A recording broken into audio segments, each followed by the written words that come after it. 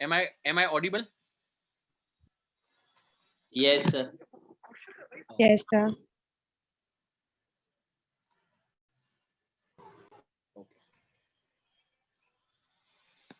So good afternoon, everyone, and due to the weather, we can always say good evening also. Okay. कुछ बोलेगा कोई? Good afternoon, good evening कुछ बोलेगा कोई? Good evening, sir. Hi. Good evening. Good evening. Good evening, sir. Okay, fine.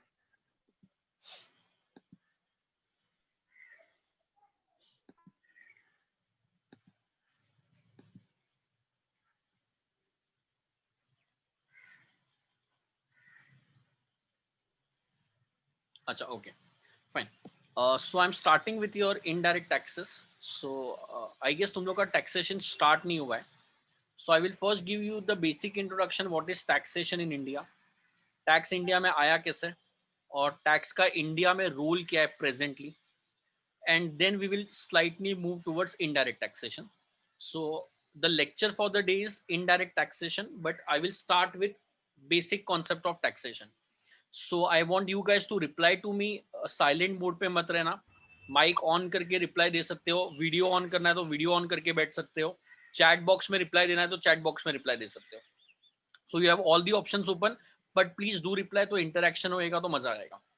अच्छा, मेरे को सिर्फ इतना बोल दो ना, इंडिया को इंडिपेंडेंस के पहले किसी ने रूल किया था, बराबर है? हाँ, Yes. sir. तो ब्रिटिश ने इंडिया को रूल किया था. तो जब ब्रिटिश इंडिया में पहली बार आया था ना, तब उन लोग इंडिया में आया क्यों था, मेरे को वो बोलो ना please. Whatever logic you remember, whatever you remember, tell me whether it is right, wrong, it does not matter. So why did Britishers came to India? They came for business. Okay, okay. So Siley, right? Shelley. Shelley, okay, Shelley, yes. So the answer is right. They formed a company, अपने को पता होगा east India company करके, and they came to India with an intention to do business. That is, India का population बहुत wide है, India का market अभी तक किसी ने एक्सप्लोर नहीं किया है, तो उन लोग जब इंडिया में आया था, so they came to India for the purpose of business. Now please understand and please tell me one thing.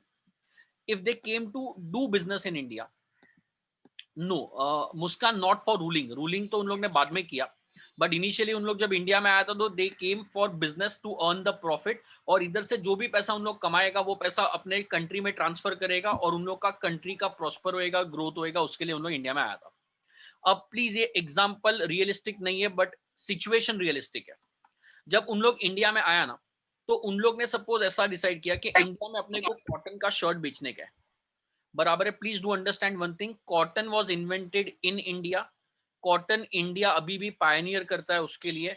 तो मैं सिर्फ एग्जांपल दे रहा हूं, अज्यूम करना इंडिया में खादी का कपड़ा चलता है, ब्रिटिशर्स ने कॉटन इंडिया में लेके आया, so presently we are using khadi, right? So Indian people, ये प्री इंडिपेंडेंस एरा है, सब अज्यूम करना 1840, 1850, 1860 ये सब चल रहा है. तो ब्रिटिशर्स इंडिया में आया था इंडिया में बिजनेस करने के लिए, तो उन लोग को इंडिया में रेडीमेड गारमेंट्स सेल करने का है. तो उन लोग ने ऑब्जर्व किया कि जो खादी मैन्युफैक्चरर है इंडिया में, वो अपना खादी का शर्ट बेचता है 100 रुपीज में विद प्रॉफिट. उन लोग इंडिया के मार्केट में बोल रहे हैं कि हम लोग कॉटन का शर्ट लेके आया. Please do understand and please do reply. तो जब उन लोग इंडिया में कॉटन का शर्ट लेके आया ना, are you guys listening to me? Yes, sir. Yes, sir. तो they decided selling price of cotton shirt will be 200 rupees. So khadi का प्राइस इंडिया में जो था 100 रुपीज का था. ब्रिटिशर्स को इंडिया में आके कॉटन का शर्ट बेचने का था, which was costing and selling with profit, it was 200 rupees. India के जो लोग है, ब्रिटिशर्स के आने के पहले से खादी का कपड़ा ही पहन रहे हैं. ब्रिटिशर्स के आने के बाद उन लोग ने 50 साल तक खादी का कपड़ा ही पहना है. उसके बाद इन लोग ने नया कॉन्सेप्ट कॉटन का इंट्रोड्यूस किया. प्लीज एक्टिव रह के मेरे को बोलना, अपन ऑलमोस्ट 50-60 साल से खादी का कपड़ा पहन रहे हैं जो अपने को 100 रुपए में मिलता है. ब्रिटिशर्स ने आके इधर बोला कि हम लोग जो कॉटन इंट्रोड्यूस कर रहा है वो लाइट वेट है, गर्मी नहीं होएगा. खादी मोटा कपड़ा होता है, गर्मी होता है, कॉटन में नहीं होएगा. खादी वॉश करना डिफिकल्ट है, ड्राई करना डिफिकल्ट है, cotton is easy to wash, easy to dry. तो ऐसे करके उन्होंने कॉटन को प्रमोट किया और बोला कि 200 रुपए का शर्ट है, या मैं अगर अमाउंट बढ़ा दूं से 1000 and 2000 डिफरेंस है. तो मेरे को बोलो ना please, whether everybody will switch from khadi to cotton, या people will stick to khadi only? Question समझाए?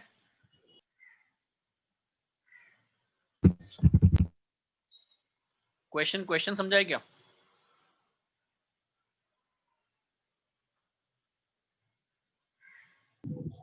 यस सर, सब खादी को ही मतलब यूज करेंगे ना। ऑब्वियसली बात है, quality of cotton is better than quality of khadi, but 1,000 रुपए के बदले अगर मेरे को 2,000 रुपए कोई देने बोलेगा तो मैं उसके लिए डबल प्राइस क्यों पे करूंगा जब मैं ऑलरेडी खादी से यूज टू हूं? तो अगर खादी में प्रॉब्लम है मुझे मालूम है, बट 50 साल से मैं खादी पहन रहा हूं और मेरे को अभी आदत हो गया है वो कपड़ा पहनने का, इतना मोटा कपड़ा होएगा तो भी मेरे को आदत है, उसको ड्राई करने का, वॉश करने का, सब मेरे को हैबिट है, तो मैं डबल पैसा क्यों देगा? सो जब इन लोग ने खादी इंडिया में इंट्रोड्यूस किया तो इन लोग ने ये ऑब्जर्व किया कि इंडिया में जो खादी है उसके प्राइस से अपना डबल प्राइस है और लोग इतना जल्दी स्विच नहीं हो रहा है। मतलब जो सुप्रीम रिच क्लास है, राजा महाराजा, उन लोग एक बार स्विच हो जाएगा, बट अपना इंडिया का लोकल पॉपुलेशन तो स्विच नहीं हो रहा है। तो अब इन लोग को कॉटन सस्ता बनाना पड़ेगा, बट अगर कॉटन इन लोग ने सस्ता कर दिया तो इन लोग का प्रॉफिट मार्जिन अफेक्ट हो जाएगा, तो इंडिया में फिर बिजनेस करके कोई फायदा क्या हुआ? तो इसके लिए इन लोग है ना, कॉटन को सस्ता तो नहीं कर सकता है, तो इन लोग को क्या चाहिए? खादी महंगा हो जाए। तो अभी खादी महंगा कैसे होएगा? मैन्युफैक्चर तो 1,000 रुपए में बेच रहा है, तो 1,000 रुपए में जब बनाने वाला बेच रहा है तो अपन महंगा महंगा कैसे कर सकते हैं? तो ब्रिटिश गवर्नमेंट ने क्या डिसाइड किया कि इंडिया में जो भी खादी का कपड़ा मैन्युफैक्चर करता है ना, उसके ऊपर हम लोग एक्साइज ड्यूटी चार्ज करेगा। ये एग्जाम्पल का अमाउंट फेक है, बाकी सब रियल है। और इन लोग ने बोला कि 1,200 रुपया खादी के ऊपर टैक्स आएगा, एक्साइज ड्यूटी विल बी 1,200 रुपया। अब जो खादी का प्राइस है, मैं ऐसा बोलूंगा तो चलेगा 2,200 हो गया, यस और नो? Yes. Yes. Yes. बराबर है। एंड कॉटन का जो प्राइस है वो 2,000 हो गया है। खादी चीपर था, अभी नहीं रहा। Khadi quality wise cotton better है खादी से, तो ऑब्वियसली अगर खादी महंगा हो गया तो लोग स्विच करेंगे फ्रॉम खादी टू कॉटन। तो ऐसे करके ब्रिटिशर्स ने क्या किया, इंडिया का प्रोडक्ट एक्सपेंसिव बनाने के लिए, इंडिया का प्रोडक्ट एक्सपेंसिव बनाने के लिए उन लोग ने क्या किया है, उन लोग ने इंडिया के प्रोडक्ट्स मैन्युफैक्चरिंग पे एक्साइज ड्यूटी लेवी कर दिया। सो इंडिया में एक नया टैक्स रिफॉर्म लेके आए उन लोग, एक्साइज करके, excise duty. Excise duty sir किसके ऊपर एप्लीकेबल होता है? On goods which are what, manufactured in India, manufactured in India. बराबर है। This is in the year 1944, I repeat, this is in the year 1944। बराबर है। 1944 के पहले भी एक्साइज था, बट इन लोग ने 1944 में कंसोलिडेटेड लॉ पास किया और बोला इंडिया में जो भी गुड्स मैन्युफैक्चर होएगा उसके ऊपर हम लोग एक्साइज ड्यूटी लेगा। अब मेरे को प्लीज कोई कमेंट करना और प्लीज कोई बोलना यार, 1947 में इंडिया इंडिपेंडेंट हो गया, यस और नो? Yes. Yes. बराबर है। 1947 में जब इंडिया इंडिपेंडेंट हो गया तो जो इंडिया के मैन्युफैक्चरर्स है ना, उन लोग ने गवर्नमेंट ऑफ इंडिया को बोला कि सर ब्रिटिशर्स ने अपने ऊपर हेवी एक्साइज ड्यूटी चार्ज किया था और वो एक्साइज ड्यूटी की वजह से अपने इंडिया का जो प्रोडक्ट है ना सर, वो बहुत महंगा हो गया है। तो अब ब्रिटिशर्स तो नहीं रहा, अब इंडियन गवर्नमेंट आ गया है, तो इंडियन गवर्नमेंट का रिस्पॉन्सिबिलिटी बनता है कि जो इंडिया का मैन्युफैक्चर प्रोडक्ट है ना, वो इंडिया में सस्ता होना चाहिए। ऑब्वियसली अगर इंडिया में मैं कार बेच रहा हूँ, मारुति वाला कार बेच रहा है, और अगर होंडा वाला कार बेच रहा है, होंडा वाला कार इंपोर्ट करके बेच रहा है, तो ऑब्वियसली मारुति का कार चीपर होना चाहिए, नहीं तो लोग होम ब्रांड को प्रमोट कैसे करेगा? तो इंडिया की डोमेस्टिक इंडस्ट्री ने बोला कि सर अभी ब्रिटिशर्स नहीं रहा, तो आप लोग क्या करो, ये जो एक्साइज ड्यूटी चार्ज किया था उसको डिलीट कर दो। अगर डिलीट कर देगा तो हम लोग का जो पहले का प्रोडक्ट था वो वापस से 1,000 रुपए पे हो जाएगा, इंडिया का प्रोडक्ट चीप हो जाएगा, बाहर का प्रोडक्ट एक्सपेंसिव हो जाएगा, तो लोग वापस से इंडिया के प्रोडक्ट के लिए वापस से आ जाएगा और इंडिया का प्रोडक्ट का डिमांड बढ़ जाएगा। Am I right? यस और नो? प्लीज कमेंट यार। Yes, sir. Yes. Yes. 3-4 लोग रिप्लाई दे रहे हैं, वो भी एकदम थके हुए रिप्लाई दे रहे हैं, बाकी लोग किधर है?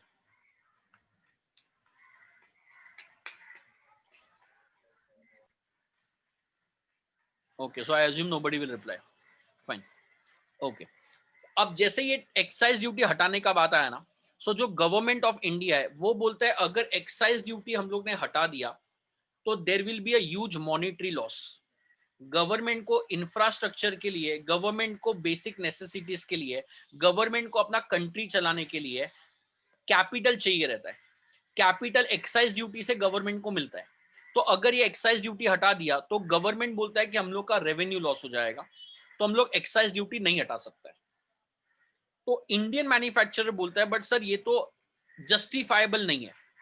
तो गवर्नमेंट ऑफ इंडिया ने क्या बोला कि हम लोग है ना फॉरेन का प्रोडक्ट एक्सपेंसिव बनाने के लिए इन लोग के ऊपर कस्टम ड्यूटी चार्ज करेगा। सो पहले तो इंडियन गवर्नमेंट ने फॉरेन कंपनीज को बोला कि आप है ना यूएसए में मैन्युफैक्चर करके माल इंडिया में मत बेचो, आप इंडिया में आके मैन्युफैक्चर करो। अगर आप इंडिया में आके मैन्युफैक्चर करते हो तो आप लोग को एक्साइज ड्यूटी आएगा, बट अगर आप इंडिया में इंपोर्ट करते हो, मतलब यूएसए में मैन्युफैक्चर करके इंडिया में सप्लाई करते हो, तो कस्टम ड्यूटी आएगा, वो तो ठीक है, बट कस्टम ड्यूटी 300% तक आएगा। मिनिमम कस्टम ड्यूटी 100% आता है minimum. On an average 200-300% custom duty आ ही जाता है।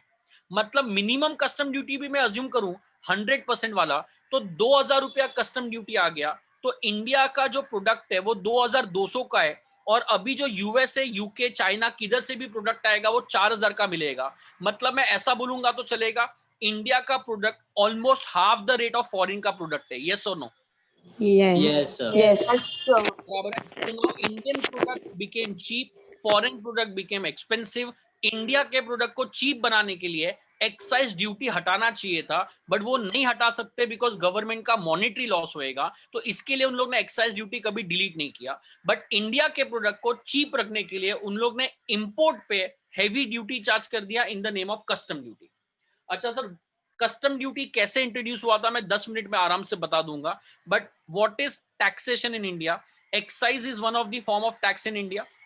देन अभी जस्ट मैंने बोला custom is one of the form of tax in India. Custom duty introduce हुआ था इंडिया में 1962 के पहले, बट अपन जो पढ़ने वाले हैं वो 1962 का लॉ पढ़ने वाले हैं। ये भी गुड्स के ऊपर एप्लीकेबल होता है, गुड्स विच आर इंपोर्टेड और exported out of India, imported into India और exported out of India, but mostly export पे कोई ड्यूटी नहीं आता, इसके लिए मैं लिख नहीं रहा हूँ।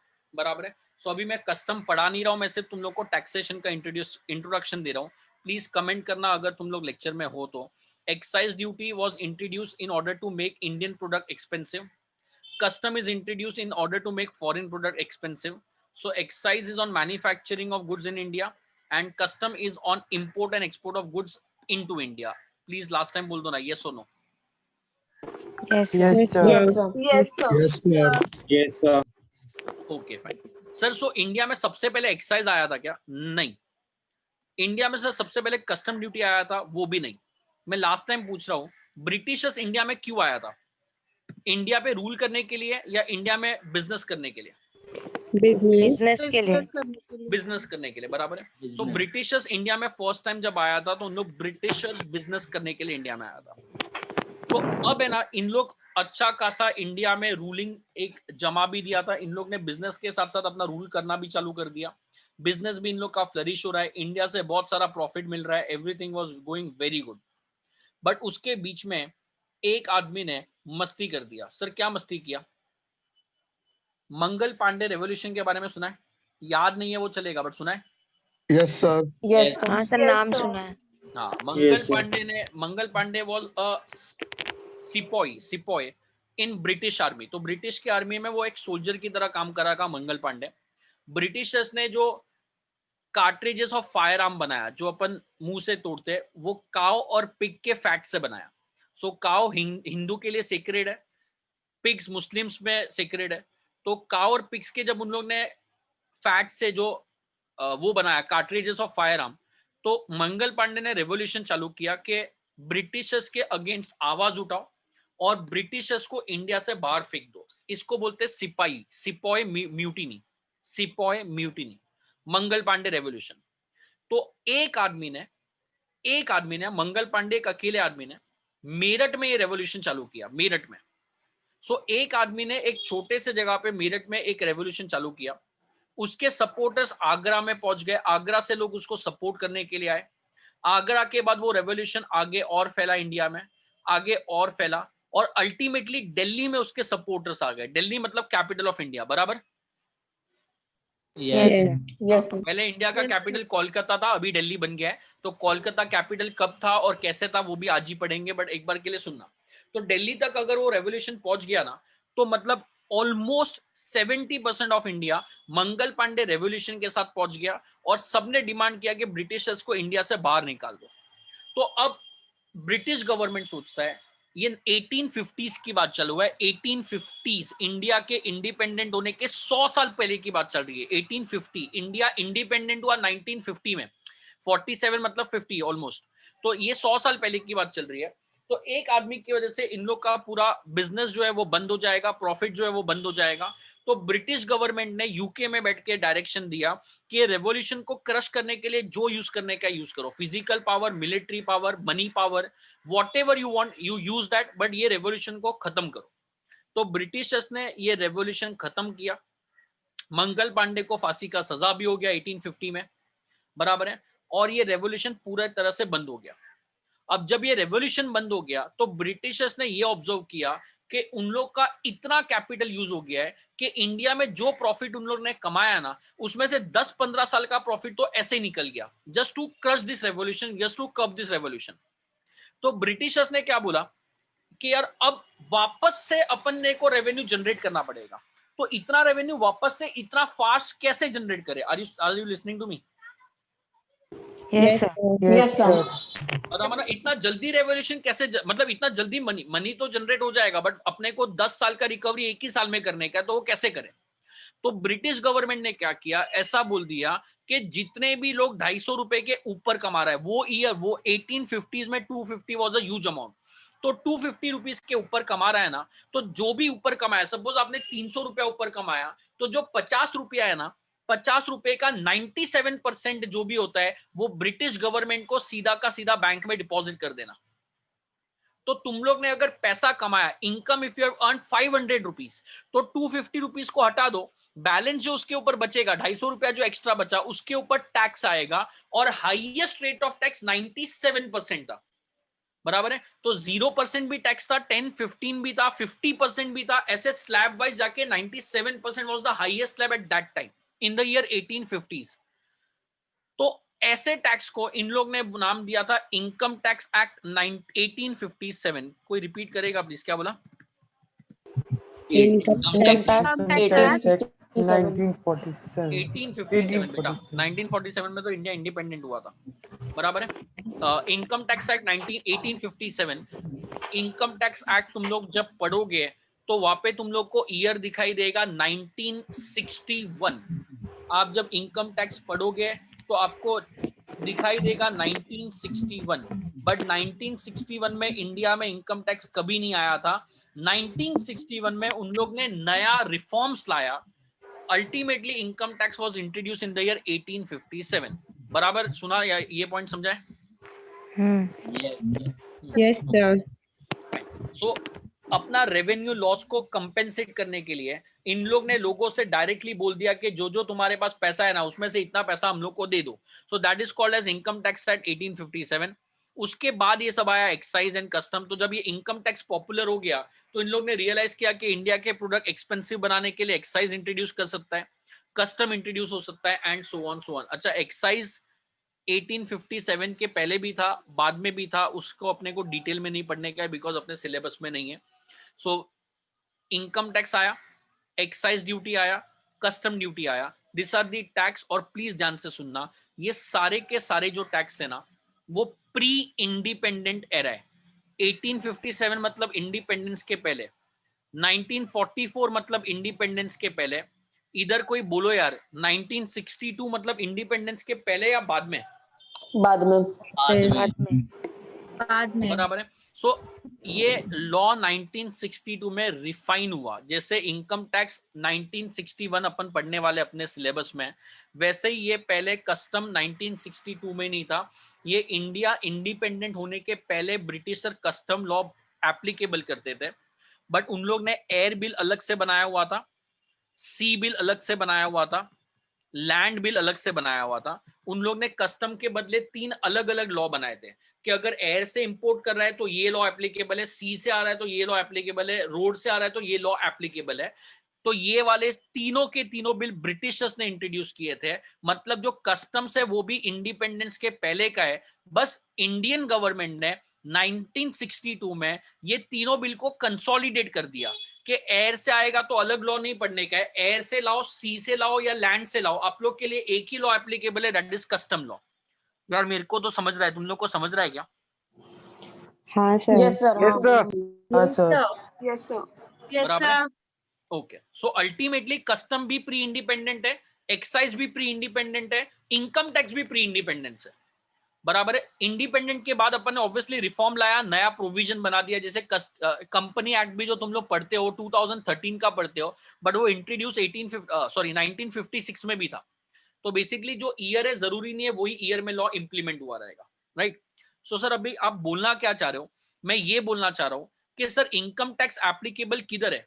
इनकम टैक्स एप्लीकेबल इंडिया में, सर एक्साइज इंडिया में, बराबर है सर, कस्टम्स इंडिया में। तो sir what do you mean by India sir? India का कोई डेफिनेशन हो सकता है क्या? सो इंडिया का मीनिंग क्या होता है, कोई बोलेगा प्लीज? अपन ने बचपन में मैप पढ़ा था क्या, map? Yes, sir. Yes sir. So जो अपन ने बचपन में मैप पढ़ा था उसमें आप लोग को मालूम होगा वो आउटलाइंस होता है मैप का पूरा इंडिया का। तो वो जो हाँ। आउटलाइन के अंदर का एरिया है ना वो इंडिया होता है, बराबर है? सर ये तो क्या सर, ये तो बचपन से सबको मालूम है सर, आप क्या बोलना चाह रहे हो? मैं ये बोलना चाह रहा हूँ कि जब भी and always remember one thing, India का मतलब लैंड मास ऑफ इंडिया होता है। लैंड मास ऑफ इंडिया का मतलब है जो कंट्री के मैप होते हैं वो मैप के अंदर का जो एरिया होता है उसको अपन बोलते हैं लैंड मास ऑफ इंडिया। तो सपोज ये इंडिया है। अभी मैं क्या बोलना चाह रहा हूँ, income tax law is applicable on income. अगर आप पैसा कमा रहे हो तो आपको टैक्स पे करना पड़ेगा। तो पैसा ये लैंड मास में कमाया तो इनकम टैक्स आएगा। ये लैंड मास के अंदर अगर गुड्स मैन्युफैक्चर किया तो एक्साइज आएगा। इसके अंदर गुड्स इंपोर्ट एक्सपोर्ट हुआ तो कस्टम आएगा। तो जो भी एक्टिविटी हो रहा है वो ये लैंड मास के अंदर होना चाहिए, तभी वो टैक्स एप्लीकेबल होएगा। सिमिलरली चाइना का अपना बाउंड्रीज है, चाइना का जो अपना बाउंड्रीज है वो बाउंड्रीज के अंदर जो चाइना वालों ने इनकम अर्न किया है उसके ऊपर लोग टैक्स भरेंगे, एक्साइज कस्टम उसके ऊपर भरेंगे। पाकिस्तान का अपना बाउंड्रीज है, बांग्लादेश का अपना बाउंड्रीज है, नेपाल का अपना बाउंड्रीज है, and so on so on so on. Are you guys listening to me? Yes yes sir. Sir. Yes, sir. अगर तुम्हारे कंट्री के आजू बाजू में पानी है ही नहीं, उसको बोलते हैं land lock country. Nepal, Nepal के बारे में सुना होगा ना, लैंड लॉक कंट्री है, यस सर। बराबर है? हाँ, नेपाल सर। के नीचे इंडिया है, नेपाल के ऊपर और आजू बाजू में पूरा माउंटेन रीजन है, बराबर है? वो लैंड लॉक कंट्री, उधर पानी है ही नहीं। तो बराबर। ऐसी कंट्री में तो कोई प्रॉब्लम नहीं है। बट अगर सपोज मैं तुम लोग को बोल रहा हूँ इधर ऑस्ट्रेलिया है, ऑस्ट्रेलिया से है ना यूके में कोई सामान जा रहा था, बराबर है? तो एक शिप है जो ऑस्ट्रेलिया से सामान लेके यूके में जा रहा था। सुन रहा है कोई मेरा? हाँ सर। Yes, sir. तो जब Yes, वो sir. शिप इधर पहुंचा ना ये वाले एरिया में, तो इधर है ना उसके सामने और एक शिप आ गया जिसमें 10-15 लोग थे, बराबर? इधर 10-15 लोग वाला शिप आ गया और इसको बोला कि तुझे आगे जाने का है ना तो हम लोग को तेरे को 500 रुपए देना पड़ेगा। वो बोलता है काय के लिए 500 रुपए देना पड़ेगा? बोलता है बस हम 12 जन है, तू अकेला है, तो तू कितना भी बोल ले हम लोग को जब तक पैसा नहीं देगा तब तक हम लोग आगे नहीं जाने देगा। सुन रहे हो? हाँ। तो इसको बेचारे को कोई पैसा नहीं देने का था तो भी इसको देना पड़ा और बेचारा नहीं तो आगे नहीं जा सकता। इसको पूछा कि तुम लोग आए किधर से? बोला इंडिया से। बोला तो इंडिया में जो भी रूल होएगा वो इधर खत्म हो गया ना? बोलते नहीं, हम लोग ने इंडिया से एक पत्थर फेंका, उसका 10 टप्पा इधर गिरा तो इधर तक इंडिया हो गया, तेरे को पैसा तो देना ही पड़ेगा। और वो बेचारा पैसा देके चला गया। फिर नेक्स्ट टाइम ये वापस से यूएस, ऑस्ट्रेलिया से यूके जा रहा था, तो इसको मालूम है कि इधर लोग पैसा मांगते हैं, तो बेचारा इतने दूर से जा रहा था। अब जब इतने दूर से जा रहा था तो ये लोग इधर आ गए और बोलता है तेरे को पैसा देना पड़ेगा। बोलता है कि यार लास्ट टाइम जब मैं आया था तो आपने बोला था इंडिया इधर तक है और इधर से इधर तक पत्थर पहुंचा, इतना दूर पत्थर कैसे पहुंचेगा? बोलता है हम लोग ने इधर से दूसरा टप्पा फेंका, इधर से इधर पहुंचा। सुन रहे हो क्या? तो बस इंडिया का पत्थर। Yes, sir. तो यार ऐसे तो लोग बोल रहे कि कल को इंडिया बोलेगा ये भी इंडिया है, ये भी इंडिया है, तो पानी में तो बॉर्डर या बाउंड्रीज नहीं बन सकता है ना? तो कोई भी कंट्री अपना मनमानी करेगा। चाइना वाला बोलेगा चाइना इधर तक है, जो भी पहला कंट्री पहुंच गया वो बोलेगा हम लोग का कंट्री इधर तक है। तो यूके में एक नया लॉ बनाया, that is called as maritime zone. Repeat कर देंगे, क्या बोला? Maritime zone. Maritime zone. ये इंटरनेशनल लॉ, ये इंडिया का लॉ नहीं है, चाइना का लॉ नहीं है, पाकिस्तान, यूएसए, किसी का भी लॉ नहीं है। ये मैरीटाइम जोन में बोला कि कोई भी कंट्री है ना, अपने आप को, जो उन लोग का बेस लाइन है, बेस लाइन मतलब जो उन लोग का बॉर्डर है, वहां से अगर पानी है तो वो कंट्री अपने आप को मैक्सिमम 12 नॉटिकल माइल तक एक्सटेंड कर सकता है। रिपीट करेंगे, मैक्सिमम कितना बोला है? 12 nautical 12 nautical mile. 12 nautical mile, जैसे रोड किलोमीटर में मेजर होता है वैसे पानी नॉटिकल माइल में मेजर होता है, बराबर है। तो इनकम टैक्स जो एप्लीकेबल है वो एप्लीकेबल है इंडिया में, प्लस इंडिया से जो 12 नॉटिकल माइल के डिस्टेंस में वाटर है उधर भी इनकम टैक्स लॉ एप्लीकेबल है। कस्टम ड्यूटी इधर एप्लीकेबल है तो इधर भी एप्लीकेबल है, एक्साइज इधर एप्लीकेबल है तो इधर भी एप्लीकेबल है, क्रिमिनल लॉ अगर इंडिया में एप्लीकेबल है तो क्रिमिनल लॉ इधर भी एप्लीकेबल है, एंड सो ऑन। तो जो भी लॉ कोई भी कंट्री का होएगा वो लॉ वो कंट्री के बॉर्डर्स के अंदर तो एप्लीकेबल है ही, अपार्ट फ्रॉम दैट बॉर्डर्स वो कंट्री अपने आप का लॉ जो है वो 12 नॉटिकल माइल तक और एक्सटेंड कर सकता है। इतना पॉइंट समझा है? Please comment. Yes sir. Yes, sir. बराबर है। तो पहले 5 नॉटिकल माइल था, फिर बाद में इसको 12 नॉटिकल माइल आगे एक्सटेंड कर दिया, वॉट एवर इट इज। तो अब यूके ने बोल दिया, यूके के जितने भी यूके ने नहीं बोला है, जितने भी यूके के सिग्नेटरीज है, WTO के सिग्नेटरीज है, उन लोग ने सबने डिसाइड कर लिया है कि एक कंट्री अपने आप को इतना ही एक्सटेंड कर सकता है, उसके बियॉन्ड नहीं कर सकता है, दैट्स इट। फिर क्या हो गया मालूम है? ये 12 नॉटिकल माइल के बाहर इधर ये वाले, अभी इंटरनेशनल वाटर्स बहुत बड़ा होता है, मतलब ऐसे इंटरनेशनल वाटर में इतने सारे एरिया है, मैं बोल सकता हूँ जो पानी तुम लोग को मैप में दिखाई देता है ना, उसमें से 80% ऑफ वाटर फ्री एरिया है। फ्री एरिया मतलब कोई भी कंट्री का उधर रूल नहीं चलता है, 80%। सुन रहे हो क्या? हाँ सर। Yes, sir. तो ये मेरे को समझेगा यार, अभी तुम लोग फिजिकल क्लास में नहीं हो तो मेरे को मालूम कैसे पड़ेगा तुम लोग एक्टिव हो या नहीं हो। तो ये जो एरिया है ना, ये वाला 12 नॉटिकल माइल के बाहर अगर कोई स्मगलिंग एक्टिविटी हो रहा है और कोई कंट्री का अगर रूल एप्लीकेबल नहीं है तो स्मगलर तो आराम से इधर उधर माल का हेरा फेरी करता रहेगा। So Indian government, Chinese government, UK, France, सब लोग ने बोला कि यार ये जो यूके में मैरीटाइम जोन बनाया ना, उसमें जो 12 नॉटिकल माइल बोला है वो बहुत रिस्ट्रिक्टेड है, उसके बाहर कोई कंट्री का पावर नहीं है, तो ये स्मगलिंग एक्टिविटी को कोई कर्ब नहीं कर पा रहा है। तो लोगों ने क्या किया, लोगों ने बोला इंडिया का मतलब या पाकिस्तान का मतलब या चाइना का मतलब या बांग्लादेश का मतलब क्या, land mass of that country plus 12 nautical mile into the water plus 12 nautical mile into the water. But ये जो नेक्स्ट 12 नॉटिकल माइल है ना, नेक्स्ट पहले वाला नहीं दूसरा वाला, उसमें कोई भी टैक्स लॉ एप्लीकेबल नहीं हो सकता है, उसमें कोई भी टैक्स लॉ एप्लीकेबल नहीं हो सकता है, उसमें सिर्फ सर्च, सीज एंड अरेस्ट हो सकता है। रिपीट करेंगे, क्या हो सकता है?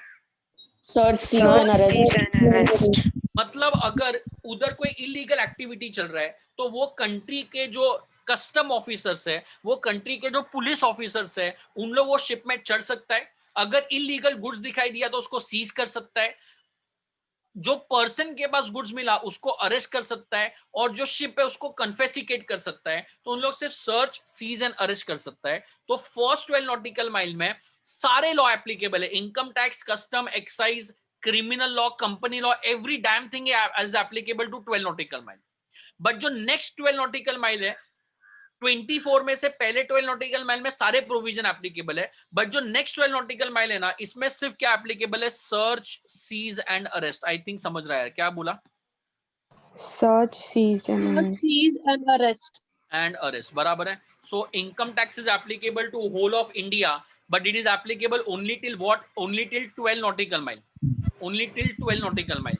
12 नॉटिकल माइल के बाद इनकम टैक्स एप्लीकेबल नहीं है, एक्साइज ड्यूटी 12 नॉटिकल माइल के बाहर एप्लीकेबल नहीं है,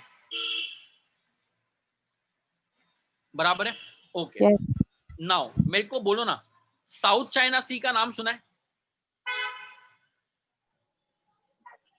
no sir. South China Sea का नाम सुना है?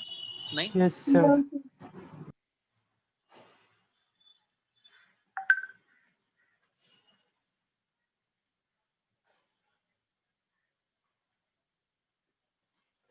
Just wait for a second.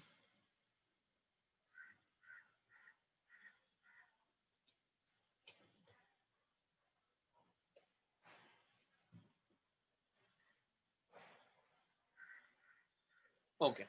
South China Sea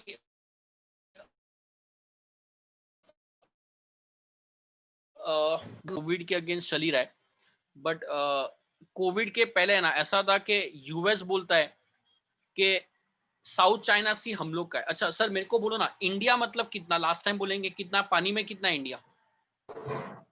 12 nautical miles. 12 nautical mile, या मैक्सिमम समझो ना 24 nautical mile, maximum 24 nautical mile तक इंडिया, बराबर? Okay, so maximum India is 24 nautical mile, उसके बियॉन्ड नहीं है, इतना तो समझते हैं अपने। अच्छा अब मैं क्या बोलना चाह रहा हूँ सर, अगर सपोज कोई भी चीज 24 नॉटिकल माइल के बाहर है, मतलब एक ऐसा एरिया है जिधर पाकिस्तान का भी 24 नॉटिकल माइल नहीं है, श्रीलंका का भी नहीं है, इंडिया का भी नहीं है, चाइना का भी नहीं है, तो सर वो जो पानी है वो किसको बिलोंग करेगा? तो ऐसे पानी को अपन बोलता है फ्लैगशिप जोन। रिपीट करेंगे, क्या बोला? Flagship zone. Flagship zone. Sir what is flagship zone? Sir flagship zone का मतलब ये है कि जो कंट्री का शिप उधर पहुंच गया, वो एरिया वो कंट्री को बिलोंग करेगा for a specific purpose, for a specific purpose. मेरे को प्लीज बोलो यार, पानी में क्या मिलता है? पानी में व्हाट इज कमर्शियली, मैं बोल रहा हूँ कमर्शियली पानी में क्या मिलता है? Sea food. Sea food, okay, और कुछ? Oil. हाँ, कमर्शियली पानी में ऑयल और मिनरल्स मिलते हैं। पेट्रोल पानी में मिलता है, डीजल पानी में मिलता है, कोरल्स पानी में मिलते हैं, पर्ल्स पानी में मिलता है। So forget about jewelleries, minerals and petroleum जो होता है वो पानी में मिलता है। और वर्ल्ड में आज तो पॉल्यूशन कंट्रोल पे चला गया है, नहीं तो world was dominated because of petrol. Dubai पूरा पेट्रोल के ऊपर डिपेंडेंट था, आज वो इतना अमीर बन गया है। यूएस से जिधर पेट्रोल मिलता है उधर पहुंच जाता है। तो अगर सपोज ऐसा कोई एरिया है जो कोई भी कंट्री के 24 नॉटिकल माइल के अंदर नहीं आ रहा है, और अगर यूएसए के शिप ने जाके उधर ऑयल एक्सप्लोर कर लिया, तो वो जो ऑयल बिलोंग करेगा वो यूएस गवर्नमेंट को बिलोंग करेगा। M I right? Yes Yes. Sir. बराबर है। So that is how you discover oil. अच्छा अब पूरे वर्ल्ड में ऑयल को लेके ही डिबेट चलता है। तो साउथ चाइना सी जो है ना, चाइना बोलता है कि ये हम लोग का एरिया है, यूएस बोलता है ये हम लोग का एरिया है, और उसके बेसिस पे बहुत मगजमारी चालू था बीच में। इंडिया ने भी चाइना में शिप डिप्लॉय किया, उसके बाद उन लोगों ने देखा होगा तो एक्टिविटी बहुत स्ट्रॉन्ग कर दिया है चाइना ने। वो बॉर्डर पे जो चल रहा है उसका one of the reason is India ने चाइना के ऊपर साउथ चाइना सी में शिप डिप्लॉय कर दिया। तो बेसिकली क्या है मालूम है, ये ऑयल के वजह से पूरे वर्ल्ड में डिस्प्यूट चल रहा है। सर ये क्यों आप बोल रहे हो सर, ये सब टैक्स से रिलेटेड है क्या? ये बहुत ज्यादा रिलेटेड है, प्लीज ध्यान से सुनना। अगर ऑयल और मिनरल्स इधर मिलता है तो वो इंडियन गवर्नमेंट को बिलोंग करेगा, उसमें कोई डाउट नहीं है। बट अगर इसके बाहर ऑयल और मिनरल मिला, और कभी भी मिनरल्स एंड ऑयल लैंड से एडजेसेंट नहीं मिलता है, वो लैंड से दूरी मिलता है, तो फिर वो ऑयल किसको बिलोंग करेगा? तो वर्ल्ड वाइड ये डिस्प्यूट है, और वो डिस्प्यूट खत्म करने के लिए एक ही लॉ बनाया हुआ है, maritime zone. Maritime zone बोलता है कि जो फर्स्ट 12 नॉटिकल माइल है इसमें तो सारे कंट्रोल एप्लीकेबल है, नेक्स्ट 12 नॉटिकल माइल में सिर्फ सर्च सीज अरेस्ट हो सकता है। और पूरे वर्ल्ड को बोला हुआ है कि बेस लाइन से लेके total 200 nautical mile, base line मतलब इधर से लेके टोटल 200 नॉटिकल माइल जो है ना, उधर कोई भी मिनरल्स मिलेगा, कोई भी नेचुरल गैस मिलेगा, कोई भी ऑयल मिलेगा, तो वो बिलोंग करेगा वो कंट्री को जिसके 200 नॉटिकल माइल में वो आ रहा है। मतलब इंडिया से 200 नॉटिकल माइल के अंदर वेदर इंडिया का कंपनी जैसे रिलायंस पेट्रोल हो गया, या इंडिया का गवर्नमेंट जो गवर्नमेंट कंपनी है बीपीसीएल एचपीसीएल हो गया, इंडियन ऑयल हो गया, या फॉरेन का कोई कंट्री होएगा जो बोलता है कि हम लोग को इधर ऑयल मिल रहा है, हम लोग श्योर है कि हम लोग इधर ऑयल प्रोड्यूस कर सकता है, तो वो सब लोगों को, रिलायंस को, बीपीसीएल एचपीसीएल को, या फॉरेन की कोई कंपनी को इंडियन गवर्नमेंट से परमिशन लेना पड़ेगा, और इंडियन गवर्नमेंट को ही वो ऑयल बिलोंग करेगा। तो वो ऑयल वो इंडिया में बेच के पैसा कमा सकता है, but after the approval of government of India. तो जो भी ऑयल इधर से लेके इधर तक मिल रहा है ना, उसको अपन बोलता है इंडिया का ऑयल या इंडिया का मिनरल्स है, तो इसको अपन बोलता है एक्सक्लूसिव इकोनॉमिक जोन। रिपीट कर देंगे प्लीज, क्या बोला? Exclusive Exclusive economic zone. zone. Exclusive economic zone. तो सर इधर इनकम टैक्स एप्लीकेबल है? नहीं। सर इधर सर्च सीज अरेस्ट पॉसिबल है, नहीं। सर इधर custom duty, service tax, GST कुछ एप्लीकेबल है, नहीं। इधर सिर्फ और सिर्फ ऑयल अगर एक्सट्रैक्ट होता है तो वो बिलोंग करता है इंडियन गवर्नमेंट को, वो कॉन्सेप्ट बोल रहा है। तो sir what do you mean by India? Sir India का मतलब लैंड मास ऑफ इंडिया, और वो टोटल एक्सटेंड होता है 200 नॉटिकल माइल्स तक। रिपीट करेंगे, टोटल कितना बोला है? 200 nautical miles. 200 नॉटिकल माइल्स, बराबर है। सर 200 नॉटिकल माइल्स जो है उसमें से फर्स्ट 12 नॉटिकल माइल को क्या बोलते हैं? रिपीट करेंगे, इंडियन टेरिटोरियल वाटर। रिपीट कर देंगे, क्या बोलते हैं? Indian territorial Indian water. territorial waters. Territorial water. Indian territorial water में क्या एप्लीकेबल होएगा? लिमिटेड कॉन्सेप्ट या सारे कॉन्सेप्ट? सारे concept. सारे सारे concept. कॉन्सेप्ट। सारे मतलब सारे, tax, criminal law, oil, everything will belong to India. जो नेक्स्ट 12 नॉटिकल माइल है उसको अपन बोलता है contiguous zone. Contiguous. First 12 nautical mile is known as Indian territorial water where all the provisions are applicable. Repeat कर देंगे, क्या बोला? First 12 nautical miles is called as Indian Indian territorial Indian territorial territorial water. water, where all the provisions are available. are applicable, बराबर है। Sir next 12 nautical mile क्या है? Sir next 12 nautical mile को अपन बोलता है Contiguous. Contiguous zone, Contiguous. बराबर है। Sir इधर क्या हो सकता है? इधर कुछ नहीं हो सकता है, इधर मैक्सिमम हो सकता है search, seize and arrest, Seize and arrest. बराबर। सर्च, सीज एंड अरेस्ट हो सकता है, और कुछ नहीं हो सकता है। सर 200 नॉटिकल माइल का नाम कुछ दिया है क्या? Exclusive economic zone. परफेक्ट। तो टोटल 200 नॉटिकल माइल है, उसको अपन बोलता है एक्सक्लूसिव इकोनॉमिक जोन, बराबर, या तो कॉन्टिनेंटल शेल्फ, और ये सिर्फ ऑयल रिग्स के लिए, ऑयल एक्सप्लोरेशन के लिए, और कुछ इधर एक्टिविटी नहीं हो सकता है, बराबर है। So this is only for oil exploration.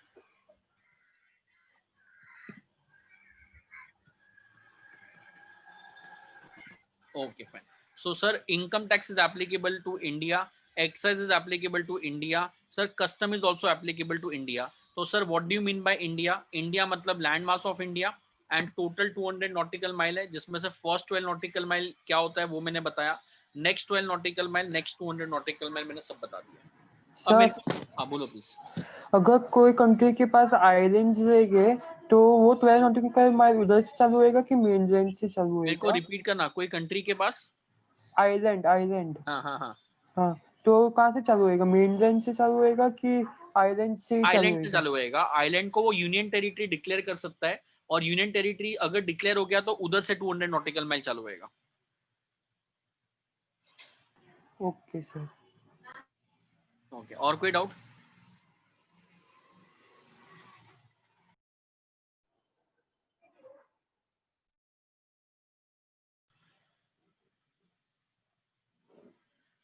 Okay fine. So I think इतना पॉइंट समझा है।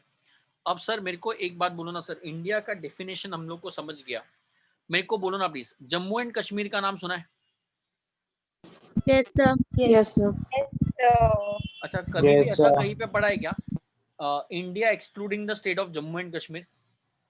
Yes, sir. Yes, sir. Yes. किधर पढ़ा है, कोई बोलेगा, याद है क्या? Contract. कॉन्ट्रैक्ट एक्ट में पढ़ा है India excluding the state of Jammu and Kashmir, बराबर है। Yes, sir. तो वाई सर है, why excluding the state of Jammu and Kashmir? मेरे को कोई बोलो।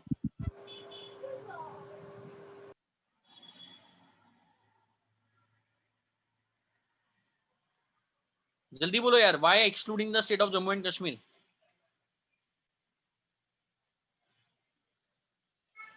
सर स्पेशल स्टेटस दिए उसके लिए। हाँ ओके, और कुछ? अच्छा मेरे को बोलो ना, इंडिया जब इंडिपेंडेंट हुआ था 1947 के अंदर, तुम लोग आराम से बैठ जाओ, कुछ लिखना विखना नहीं याद, सिर्फ कॉन्सेप्ट समझो, नहीं समझेगा तो प्लीज बोलना यार। इंडिया ओके, इंडिया इंडिपेंडेंट हुआ था 1947 में, तो पहले मालूम है राजा महाराजा का राज था, और हर एक स्टेट को अलग अलग रूल करता था, जिसको अभी स्टेट गवर्नमेंट बोलता है। पहले स्टेट गवर्नमेंट के बदले राजा महाराजा का कॉन्सेप्ट था।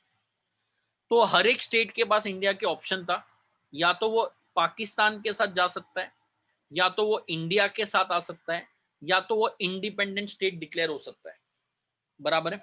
सो अगर आप पाकिस्तान में जाओगे तो पाकिस्तान के लॉ एप्लीकेबल होंगे, इंडिया में आओगे तो इंडिया के लॉ एप्लीकेबल होंगे, और अगर इंडिपेंडेंट स्टेट डिक्लेयर हो जाते हो तो आप लोग को इंडिपेंडेंट लॉ खुद बनाना पड़ेगा।